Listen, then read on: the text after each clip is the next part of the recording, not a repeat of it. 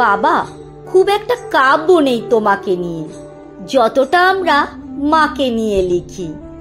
কারণ অযথা তুমি হাপিত্যেস করতে পারো না, কেঁদে কেটে বুক ভাসাতে পারো না। ক্ষয়িষ্ণু পাথরের মতো ক্ষয়ে ক্ষয়ে নুড়িকণা হয়ে গেলেও তোমাকে পাথরই থাকতে হয়। বাবা, কারোর কাছে আবদার করার মতো তোমার কেউ থাকে না, কারোর কাছে অভিযোগ দেবার মতো তোমার কেউ থাকে না। বাবা, তোমার বিসর্জনের কথাগুলো কেউ জানে না। তুমি কত কিছুই না ত্যাগ করো যখন বাবা হও। এক সময় তোমার পোশাকে কখনো ময়লা পড়তে দিতে না, সেই তুমি ধুলোবালি মাখা সন্তানকে পরম আদরে কোলে তুলে নাও। যে মানুষটি কখনো হাতে সামান্য বোঝাটুকু বহন করতে চাইতো না, সেই তুমি এক সময় নিজের ভারী সন্তানকেও কাঁধে নিয়ে ঘুরে বেড়াও। সত্যি বাবা, সন্তানের জন্য তুমি কি না করো।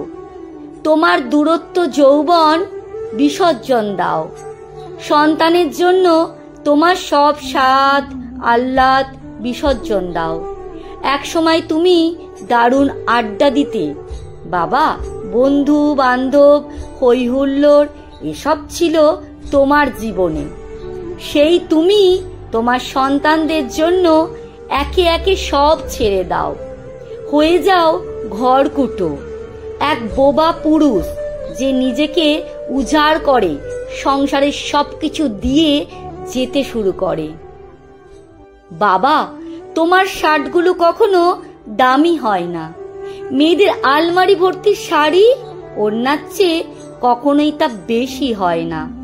তোমার জুতো জোড়া চলে বছরের পর বছর, অকেজো মোবাইলটাও তুমি কথা বলো চাপিয়ে চাপড়িয়ে ঝাঁকিয়ে, আর অচল কাটাওয়ালা ঘড়িটা হাতে পড়ো দিনের পর দিন, তবুও তা পাল্টাও না। একা খেতে হলে সবচেয়ে সস্তা হোটেল খোঁজো, খুব অল্প কিছু খেয়ে ক্ষুধা নিবারণ করো। কোথাও যেতে হলে লোকাল বাসে চড়ে রোদ বৃষ্টি মাথায় নিয়ে ফুটপাতে হাঁটো, 2 পয়সা সঞ্চয় করো স্ত্রী সন্তানদের জন্য। সামান্য অসুখেও তুমি উতাল হলেও যাও না বাবা, তোমার জমানো যা আছে অকাতরে তা ব্যয় করো সন্তানকে একটু সুস্থ দেখবে বলে। বাবা, তুমি যতটুকু পড়েছ তার চেয়ে উচ্চতর পড়াতে চাও তোমার সন্তানদের। তুমি যতটুকু সুখ পেয়েছ তার চেয়েও অধিক সুখ দিতে চাও তোমার সন্তানদের। তুমি নিজে মরেও এক উজ্জ্বল ভবিষ্যৎ জীবন দিতে চাও তোমার সন্তানদের। আর প্রাণাধিক মেয়েটাকেও যখন তুলে দাও অন্যের হাতে অঝরে কেঁদে কেটে, তখন আকাশ বাতাস ভারী হয় তোমার বোবা কান্নায়। তোমার এই অন্তর্দহন কেউ দেখে না বাবা। বাবা, তুমি সুপ্ত আগ্নেয়গিরি, ভিতরে দুঃখের আগুনে জ্বলে পুড়ে নিঃশেষ হয়ে গেলেও চিরদিন তুমি সুখ চাও তোমার সন্তানদের। তুমি যেখানেই থাকো, যত দূরেই থাকো, তুমি সুখে থাকো বাবা, তুমি সুখে থাকো। লেখক সত্য। ভিডিওটি ভালো লাগলে একটু লাইক করবেন।